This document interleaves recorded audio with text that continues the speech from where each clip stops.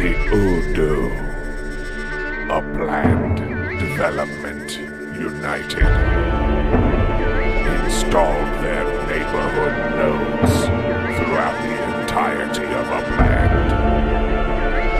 Their reach was unmatched.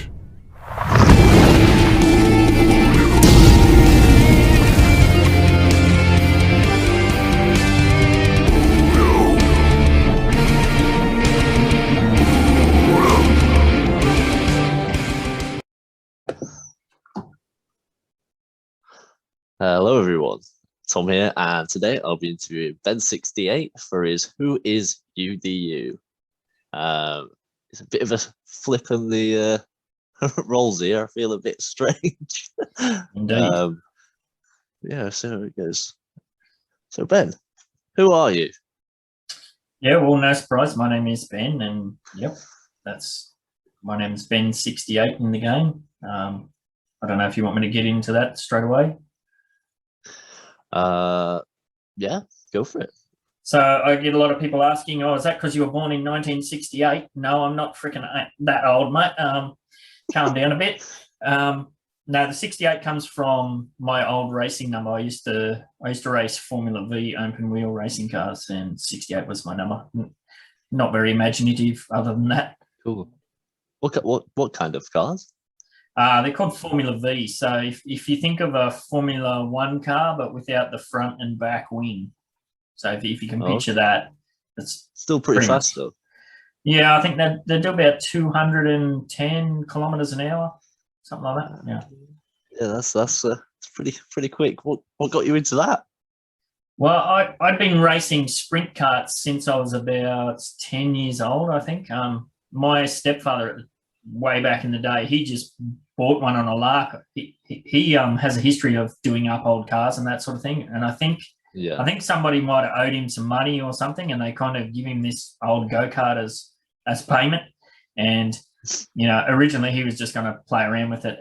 At his work, there was a massive big car park sort of thing, and I went with him one day when he was burning around there with his mates, and I got in it, and he never got back in it. I never let him back in it. I just took over. Hey, good stuff. That's nice. So I was racing for several years. That is a pretty cool story. I genuinely didn't expect that. Nice one. So what's the story behind your infamous Block Explorer? This one? We've all seen it floating around. Yeah, that's the one. Yeah. If you click on that, if you see it floating around, you'll be able to read a bit of the backstory. It's kind of that. It's a number of things. I'm Australian. My wife's Japanese. I lived in Japan for several years. The story that's in my NFT for the Block Explorer, the official one, is that one of my great uncles was a Japanese POW in the Pacific War, and he managed to survive and get through it. And I remember even as a kid, I read his kind of diary sort of thing, and just blew me away, the kind of stuff that they went through and survived through and whatnot. And he was just a really interesting dude. I remember my wife, she was aware of him and the story and all that, of course, because he actually got that translated into Japanese as well, which was pretty cool. And my eldest son was about 1 year old, and it was my grandfather's 90th birthday or something. And my wife was a bit apprehensive of meeting Tom, his name was. And but he's just the coolest dude you could ever imagine. Like this, I think those old blokes are really a breed among themselves. Like the stuff they went through, and then to come back and just live. For the ones that were able to just come back and live a normal life was just incredible. So it's kind of a homage to that side of things. He's got some evil teeth and that sort of stuff. So there was definitely some bad stuff that went on. The red color comes from when I was in Japan. I ran my own business, like as an English teacher, and I had my own school, but I also used to do private lessons in the evenings. And one of the houses I used to go to was with a really wealthy couple, and they had a son. And at a certain time of the year, there's different festivals in Japan, and one of them's like basically translated as the Boys Festival. So and we do it at home too. We have these special displays that we put up at a certain time of the year. Like our displays, like it's almost like a glass fish tank with, you know, this cool Japanese like mini helmet and that sort of stuff. And most families have that sort of, you know, it's something that you buy at Kmart or Walmart or something like that. But this family, when you walked into their house, it was a full red samurai suit. Like I'm pretty sure it was the real deal sort of thing, you know, and it was pretty impressive to behold. So, that's awesome.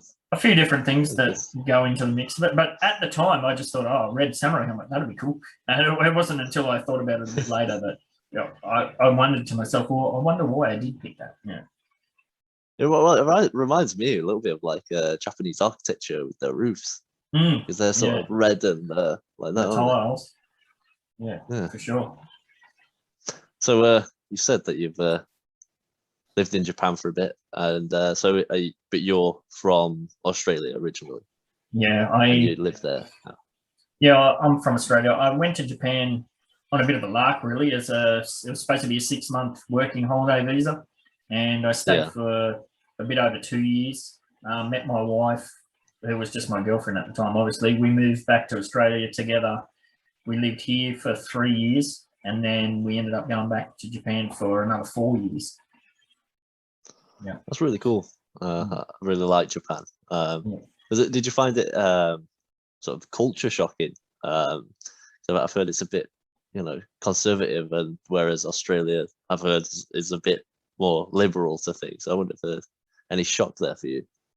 Well, that was part of the reason I chose it. As a working holiday visa, I could choose to go to England or Canada or Ireland or somewhere like that, but that might as well be another suburb of Australia, you know, same kind of general people, same kind of general food, the same language, that sort of thing. So no, I just, if I went, I wanted to challenge myself. Like didn't know a single person there.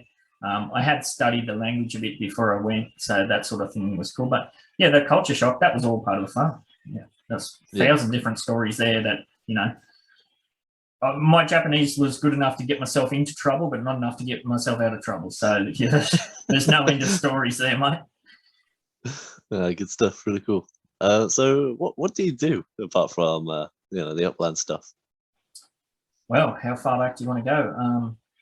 I left school when I was 15 years old, but I actually started working when I was 12 years old.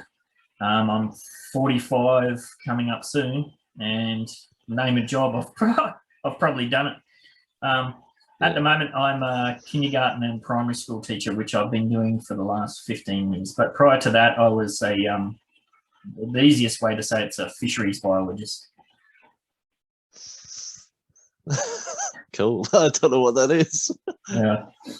Basically, I helped. What do you call them in England? Do you call them prawns or shrimp? The saltwater ones. Prawns. Yeah. So we call them prawns too. Yeah. So Americans, for some reason, they call the saltwater ones shrimp and the freshwater ones prawns. I don't know, but yeah, basically, I helped prawns to have sex, and I raised their babies. Kinky job. Yeah. It's not as glamorous or as exciting as it sounds, but that was the gist of it. But yeah, was it as scientific as the job title sounds, or was it watching them have sex and look at them? No, it's full of, like, I did a university degree and postgraduate degree for it. I ended up in a very specialised profession where there's not many people in Australia can do that job. It was a pretty specialised position that I found myself in, but it was the hatchery season, which is what I was most interested in, was about 6 months of the year, and then you'd go and work in the grow out farm for the rest of the year, and that's just a dirty, stinking job. You know, swimming in prawn ponds, cleaning out paddle wheels, and you know, especially in Australia, in the sun all day. And I've got horrible Scottish skin that doesn't really go well with the sun. So no. Yeah, so originally I originally went to Japan for that break between the hatchery seasons, and I told my boss I'll be back in 6 months, but you know, I rang him up 6 months later and said, yeah, I'm not coming back. So, and that was the end of it, really. Yeah. And is that how you got into the teaching back in Australia? Was when you came back, you sort of just went down that avenue? Yeah, absolutely. Like, I didn't have a clue what I was doing when I first went over to Japan. You just kind of make it up as you go along, but like I said, I was there for 2 years. I worked my ass off. Like I was working like a madman, like 15 different jobs in different schools and my own stuff going on as well. But when I came back to Australia, I went back to kind of factory work. I was working in a bread factory for a while, just doing basically. Man, I've worked in a bread factory. Yeah. You're just a robot in a machine, right? So, yeah, nasty stuff. Yeah. So I mean, I was happy with the money. That was fine when we first moved back. But yeah, I kind of missed. I really missed the teaching side of things, and that kind of led me down the path of further study and whatnot. Ah, cool stuff. So what are your interests, like, you know, your hobbies outside of Upland?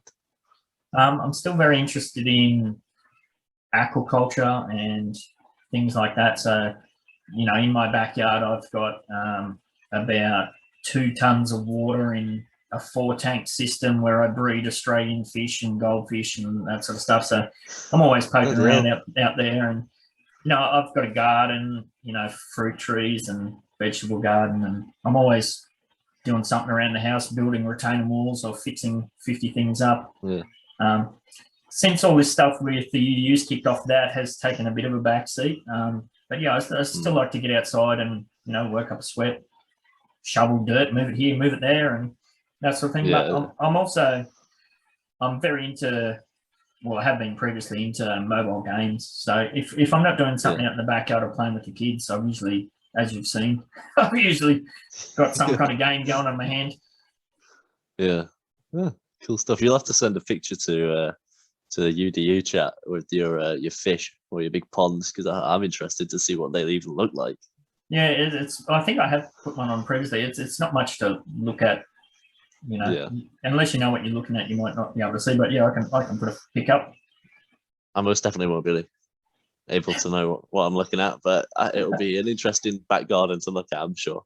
Yeah, it just all works on gravity. It all works on one pump. So you pump from this tank and it goes up into this one, and then it feeds down into this one and the next one, and yeah. Anyway. Cool stuff. Okay, so how long have you been playing Upland? You've been playing way longer than I. Yeah, I actually had a look on Upex World at my transactions. The first transaction that's there is January 13th, 2020, which I think that'd be pretty right. Yeah. Yeah. Is UPX World like to the beginning? Because it seems to be. Yeah, they must have back ripped the blockchain or something. Yeah. Yeah. Okay. Cool. Yeah. How did you find out about Upland? Yeah, well, that's a funny story too. At the time I was doing, when was this? 2020. Yeah, so I was in the last year of my master's degree, and the last year is really tough. Like, because I've got a wife and 3 kids, and I was working full time. I was really struggling with motivation to get that last year finished off, and I was getting up early in the morning, but I was getting distracted with, mobile games or, various podcasts and things like that. And one of the distractions was the Bad Crypto podcast. And I got up one morning and I went through and I deleted a whole bunch of games off my phone. I unsubscribed from a whole bunch of podcasts, but I forget what the title of the one that Upland was featured on, but there was something there where I thought, I'll just listen to this one and then I'll unsubscribe. So that was the end of that. So I listened to the podcast and I thought, wow, that sounds kind of cool, like Monopoly on the blockchain almost. And yeah, the rest is history, as they say. Yeah. Your status in the game, that's director, isn't it? Executive now. Oh, right, I had a look through. I became an executive on the 24th of September, 2020. Okay. So I've been an executive for a while. Now I get mixed up. Oh, the director and the executive. Yeah, I'm waiting for them to do the next level. You got to have like mogul, magnate, or baron. I don't know. There's got to be some different things they can come up with. It's like medieval titles. Yeah. Yeah. So. Yeah, I'm at about 62 million net worth, and with all the madness in Chicago, I just bumped over 2,500 properties. Nice one. Yeah, I saw even in an area that you weren't really even buying up. You were third on the list. There was this dude that I don't know, me, because I'd spent 2 days trying to get all the properties in that area really cheap, and then you. So, and I'm guessing you just did that because you had the money to, and you were just running around everywhere. So Was that's that probably in nothing to you, Chicago? but yeah, Yeah. South Chicago. So yeah. Yeah, well, it's Uh, kind of good actually. It went back to the old days, like before UpX World. We had to, like, I'd spend hours manually scrolling through. Like, this is when San Francisco was, pretty much completely unminted. I'd spend hours manually scrolling through, clicking on every property, taking notes, trying to find one that's 100 UpX cheaper. So that's kind of yeah. it was fun to do that again in Chicago before UpX World had caught up to it. Well, one of my parts of my technique is to actually do that to try and save cents, especially in Chicago when there's a new release and UPX hasn't had a chance to update. You have to revert back to those sort of techniques, don't you? Yeah. So next question. I think I kind of know this, but are you crypto or gaming? I'm both. I was definitely gaming before, but I found crypto through gaming. I got into mobile gaming just after what's a funny story actually. When we moved back in early 2011, I believe it was, when we moved back to Japan, my wife said, I want to get an iPhone. I was like, I don't want a bloody iPhone. It's a load of crap.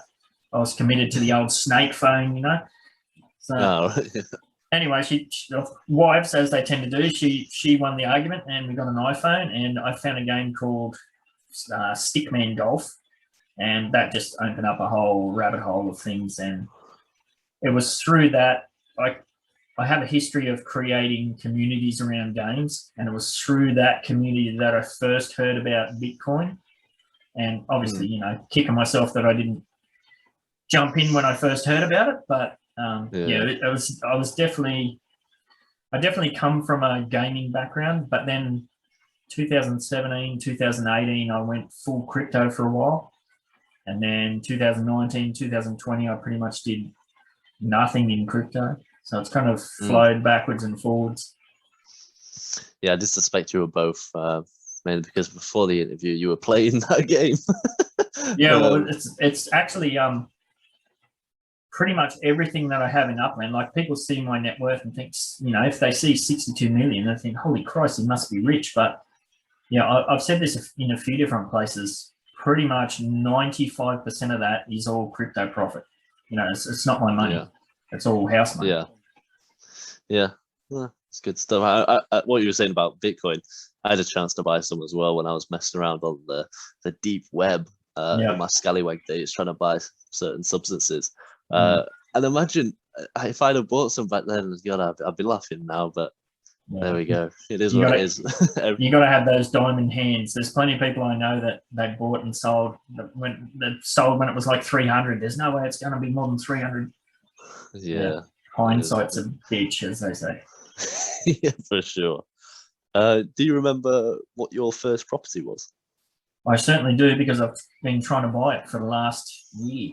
It's 355 Nay Street, South in San Francisco. It was pretty much, I got dropped in the game and I bought the first property that I could see, and I did the classic mistake. I bought that one, and I bought the one that was across the road that was in a different street, and the one around the corner. But yeah, I've tried to purchase that, but it appears to be in the hands of a dead accountant, unfortunately. Yeah, tough luck, innit? Yes. Is Upland just a game? Yeah, I'm in the same park as you, believe it or not. Yeah, it is for me. As I said, like, if Upland shut down tomorrow, on paper I've lost $60,000, but in reality I've lost a year of kind of entertainment. I don't have as actual money out of my pocket. I've got very little invested. And as I mentioned previously too, like, I have a history of creating communities around games like that Stickman Golf game that I talked about. Like, I used to run like online competitions and all sorts of stuff, tournaments and whatnot. So for me, at this stage, yep, it's just a game. Now that might change once my business comes available, and Yeah. who knows what happens with that. If I can start taking money out of the game and helping to pay off the mortgage or putting food on the table, Yeah. then it's going to kind of morph into something else. But at this stage, yeah, very much just a game. Yeah. Yeah, we do agree on that. Yeah. What do you know now? What you wished you knew when you first started? Oh, so much. I mean, holy moly. Everything. If you had told me when I first started that I'd be sitting here like, 17 months later with, 62 mil net worth, I'd just think you're just a complete madman. In reality, I'm in for about 2.5 Bitcoin based on, obviously I got in when the market was a lot lower than what it is now. If you had told me I was going to go in that deep, I would have just thought you were mad. If I could go back in time, well, I would have used somebody's referral bonus, and I would have put all of that in at once, and I would have just gone absolutely bonkers in San Francisco, minting up the 1,000, 2,000 UPEX properties. And you imagine what that'd be worth now when the floor's, what is it, 15K or something? Yeah. So yeah, somewhere around 15K. Yeah, you'd be a very, very rich man. Yeah, but as for other lessons, I think along the way, one of the important things I've learned, and we talked about this when I was talking to you, was not to get married to properties and not to be scared to take a short-term loss for long-term gains. Although it's funny now, it's quite difficult to do that now. If I was to do some of the fire sales that I used to do previously, the underneath fire sales, I'd be in jail because I'm devaluing properties. It's a weird one.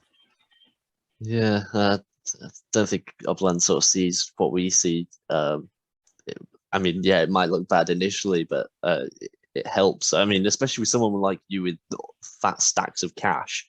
I mean, not as big of a deal with me, but if you're able to sell a few properties to then push your net worth bigger, I don't really see the issue in that. It is undervaluing maybe those properties, but it's allowing you to like grow. Well, yeah, I don't get it. It's a weird one. I think their rules need a tweak or two. Yep. What's been your greatest success in Upland? Well, I guess that has to be the UDU, like getting together with a group of people, and what I really like about that, the success there, is getting to know people on a deeper level, even like with these type of interviews and that sort of stuff. There's people that I talk to from within the UU that I genuinely feel that my friends. Yeah. So that's kind of cool. Yeah. Oh, and what about early on? Was there something that you felt, oh, this was really good for me. This has helped me exponentially. Yeah, good point. For that, I would say it would be the flips I was able to do in the San Francisco financial district. Like I started there with at the time I thought, oh, this is madness. I think I spent like 400,000 UPEX buying a 4-property set, and I thought, oh, this is crazy. I'm going right out on a limb here. This is kind of a bit risky here. But then once I saw the dividends that was producing for me, I was able to, I think I might have flipped there 3 times, and then I ended up with properties well over $1 million each. And again, there were some of those sales where back in the day, it was hard to find somebody who'd buy a property off you for $1 million. It was really hard. So some of those financial district sets, I sold at a loss. I think I sold 5 financial districts to buy 4 bigger ones, if that makes sense. Yeah. Good stuff. What's been your biggest failure in Upland? Failure? Probably scallywagging when I first started. when it's no secret that when I first kicked off that I was mucking around with multi-accounts and that sort of stuff. That comes up every other month. Somebody tries to throw me under the bus with that. So probably that'd be the case. Yeah. Not taking the time to properly read the terms of service, but then again, who does? I mean, I haven't yet. Yeah. I only read the bit that was applicable to me when I was in jail, and I was like, Yeah. isn't all right. Yeah, and I mean, and that's what happened to me too. Somebody pointed it out to me. You know, they saw what I was doing, and they say, "Hey, you can't do that because of this, this, and this," and that's and then all of that stuff ceased immediately. Yeah, it is, isn't it? It's like it's not like you're a bad person. It's like you don't have the information that you needed at the time to stop you from doing such things. Because it is a brilliant idea to do multi-accounting. So hats off to you, mate, for being so intuitive. Well, it's as I said, I come from a mobile gaming background, and I mentioned this previously too, that I beta test for a lot of. Oh, that's one of my hobbies as well that I didn't mention, was that I'm a hobby game programmer. So I beta test a lot of games for friends and smaller game studios, and part of that is I'm always looking to find flaws in the in-app purchase system, or with the currencies, and I just basically continued that over when I started Upland. I was like, what can I get away with here, sort of thing. But once it was pointed out, I ceased immediately, and everybody deserves a second chance, and the community at the time, they were willing to give me one. So That's a good job you didn't just sod off as soon as that happened, because it wouldn't have been the person you are today within Upland, I suppose. True, or maybe my garden would look a lot better. Who knows? Yeah. So what keeps you playing Upland? The community, pretty much. Although I do, I tend to get quite addictive to these kind of grindy games. I don't know if you've ever played mobile games where they call them idle clickers. Oh, yeah. So I'm a maniac for those sort of games. Leveling up, and you got to come back and do this and that. So there is definitely an aspect of Upland that is like that, where you don't have to put a lot of time into it, but you do little moves and you can upgrade, and with little flips or moving portfolios around and that sort of stuff. So bit of both. I played a lot of games like that, and I know what you mean. I play a lot of games that do take a grind, and there's one thing I'll take my hat off to Upland, is that the grind is nice. It's not like too much in one day, or it is sometimes. It's a week you're doing nothing, and then in a day you're buying thousands of properties or something like that. It's they've got a nice balance at the moment, which sort of I get where you're coming from. Absolutely. So where's your sort of home base within the game? Yeah, definitely San Francisco, and obviously Midtown Terrace, for sure.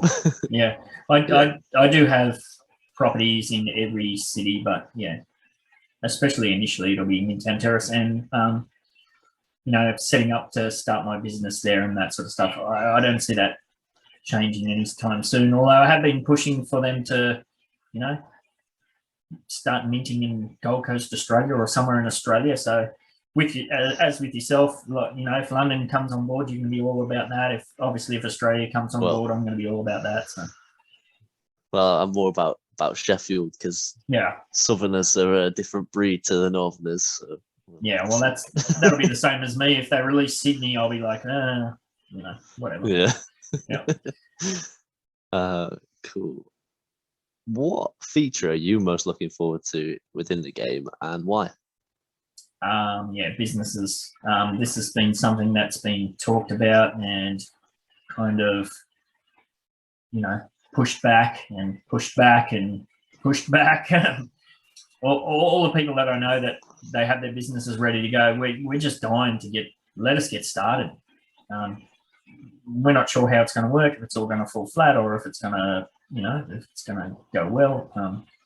Just keen to get that process started. Even just give us the specifications so we can start working with artists and building the NFTs and that sort of stuff. At the moment, we're just in no man's land.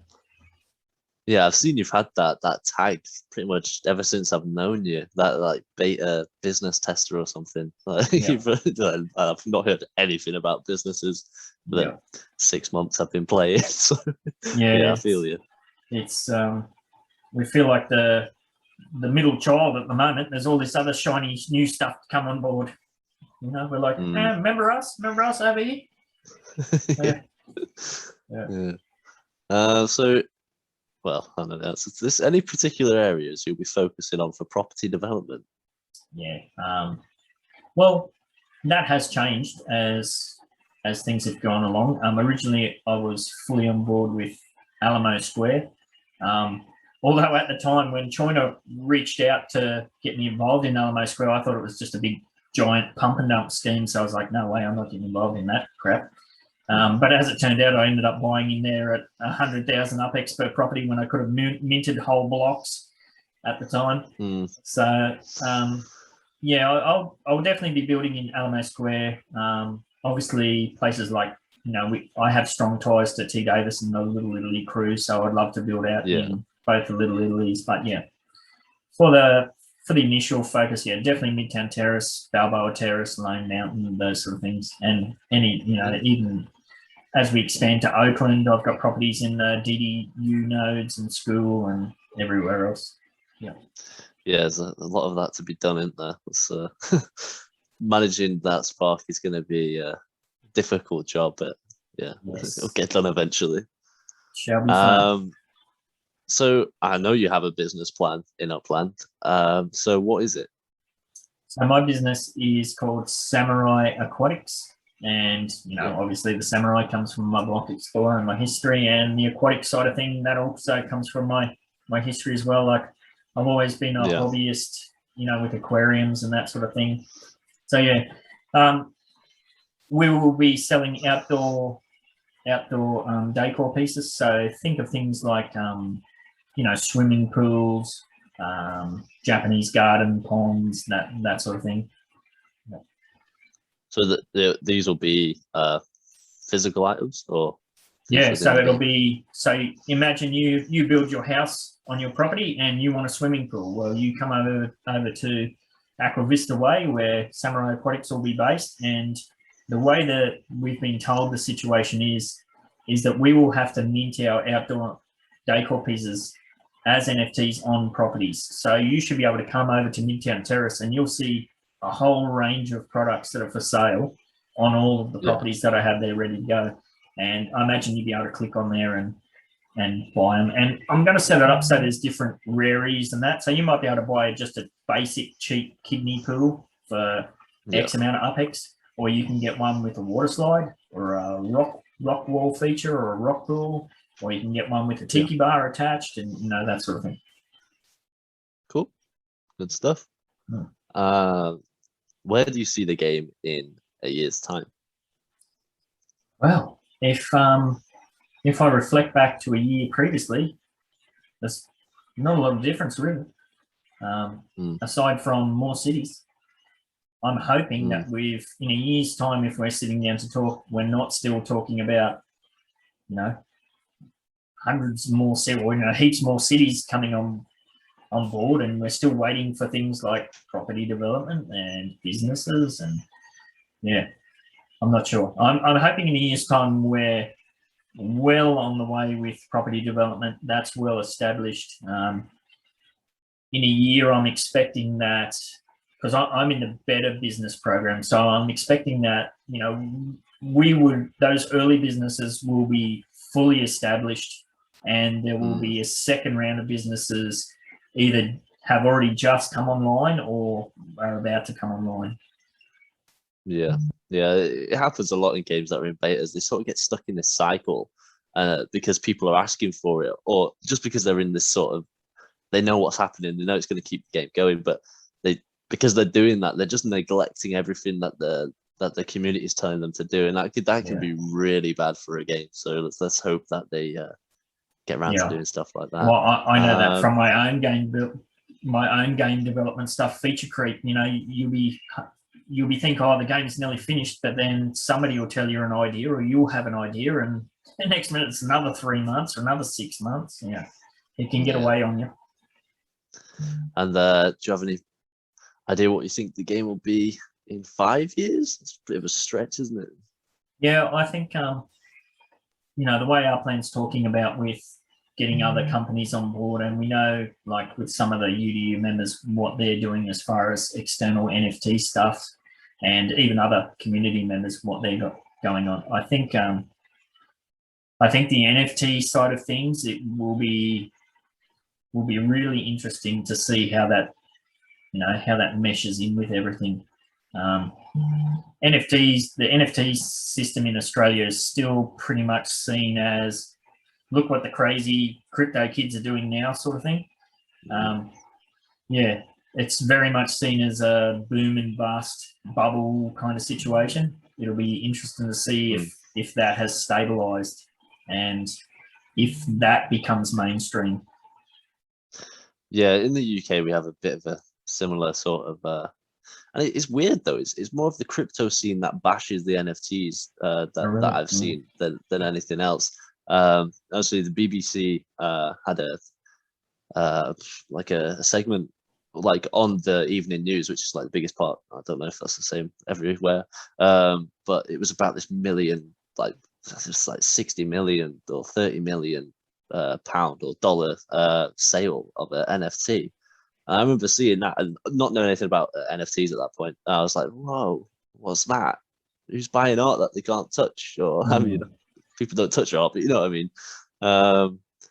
But yeah, that's how I first saw it. And yeah, it's a strange concept. The way I explain it to my friends, like I come from a background where we used to collect football cards and cricket cards, and this is before Pokemon or anything like that. I was never interested in that sort of stuff, or even in the 90s.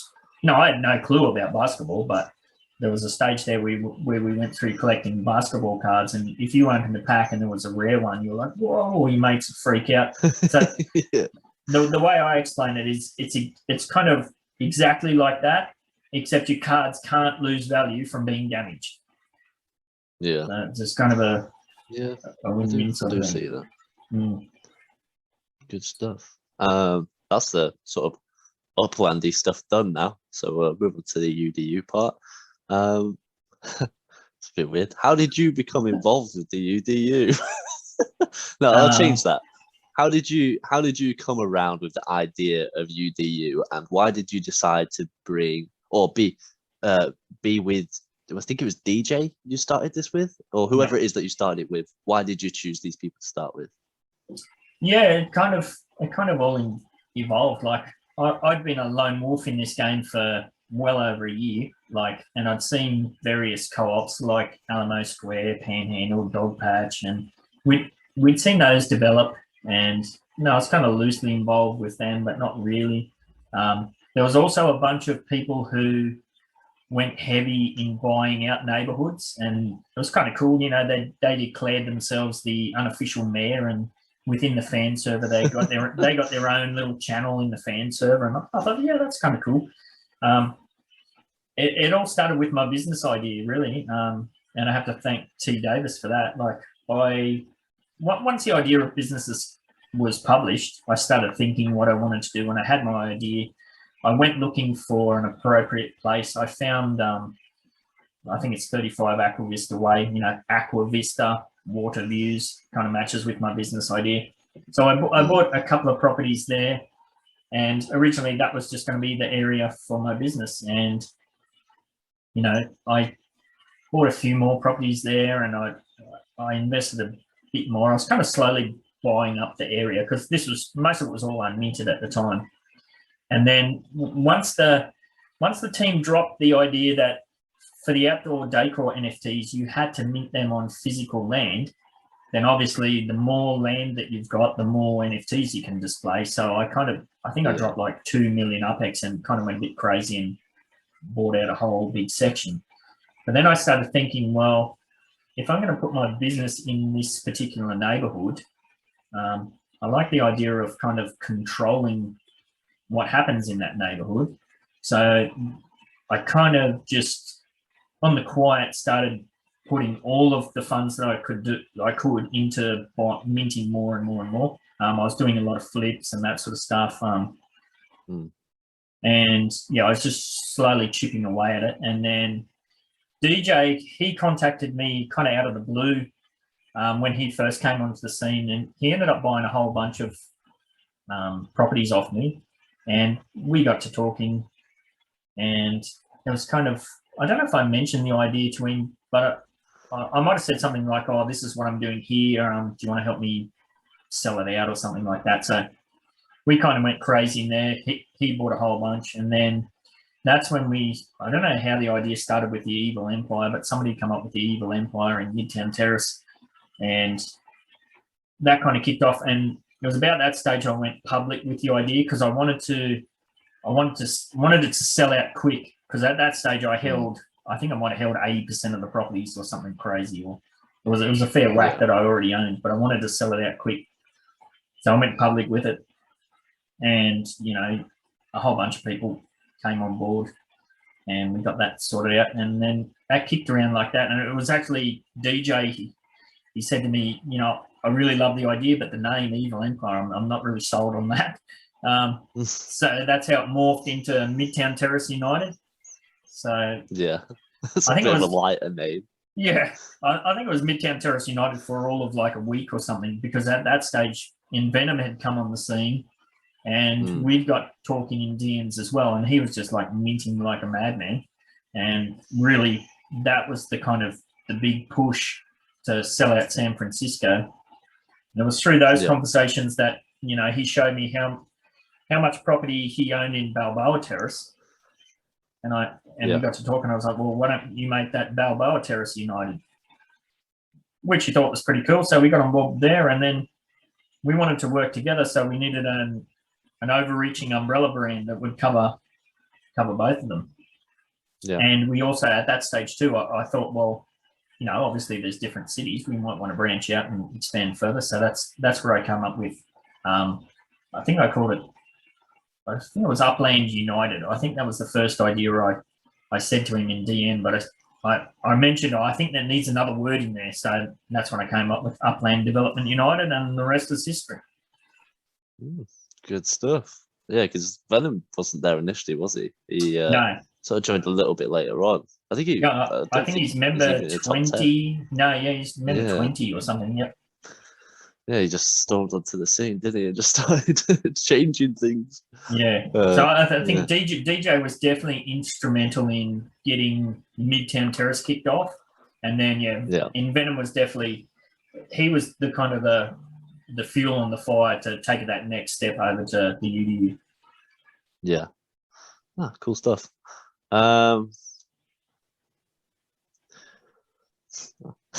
These questions aren't looking like you're going to have to reword some of them. Yep. Yeah. You've already covered why you started it. Yeah. How active do you feel you are within your own group? This last week I've taken a big backseat because I had some in real life stuff going on. So this last week I haven't been involved at all. So it was good today to get back with everybody, have a meeting and catch up. If I'm not talking to somebody in the UDU group, I'm probably, in Upland or thinking about various things. So of course I'd like to be more involved. I think within the team we have so many great ideas, whether it's the academy or the multilingual and the charity side of things and all that sort of stuff. But it's just, wife, 3 kids, full-time job. I'd always love to do more, but the reality of the situation is it is what it is.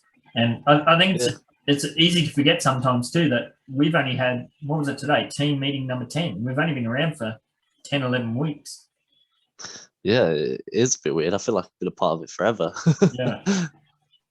Yeah. So what do you think what is something that you think UDU does really well? Maybe not from the management perspective, but sort of the community part of UDU.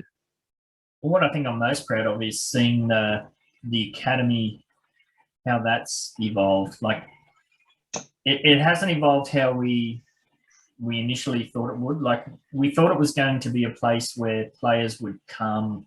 I mean, it sounds a bit wanky, but they would come and do like a bit of a short course or something to help them. They might go and watch some YouTube videos, or there is the Upland Academy that the Turbo runs. They might go and read through that and that sort of thing. But what it's kind of evolved into is this kind of mentor-mentee situation.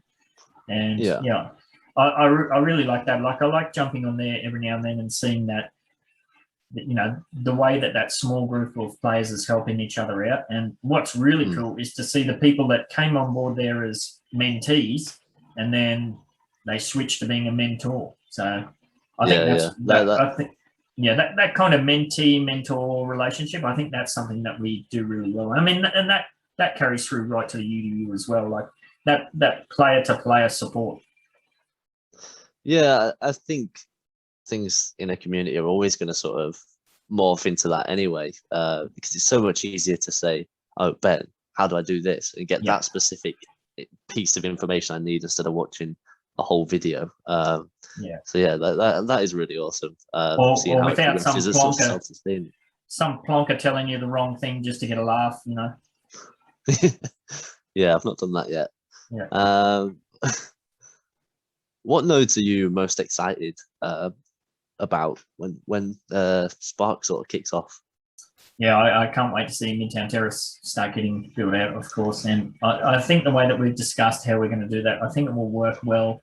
And it's going to be challenging to keep track of all that and to roll that onto the other nodes like Balboa Terrace and that sort of thing.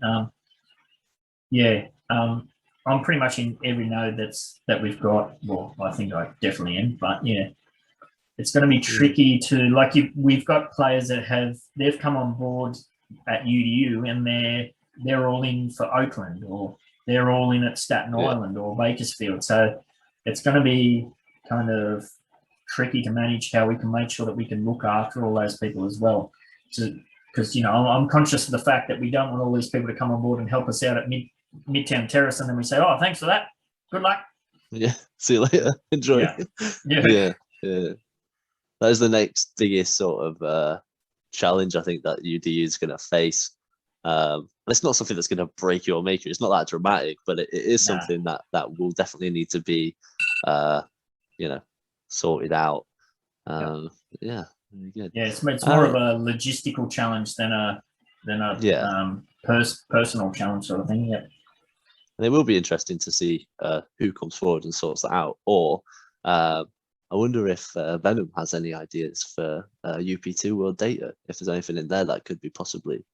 Our old mate Venom, he's very much all hands on deck with his Green Rabbit stuff at the moment. So I'm in that server. It's kicked off all the time. Yeah, there's really cool stuff in there as well.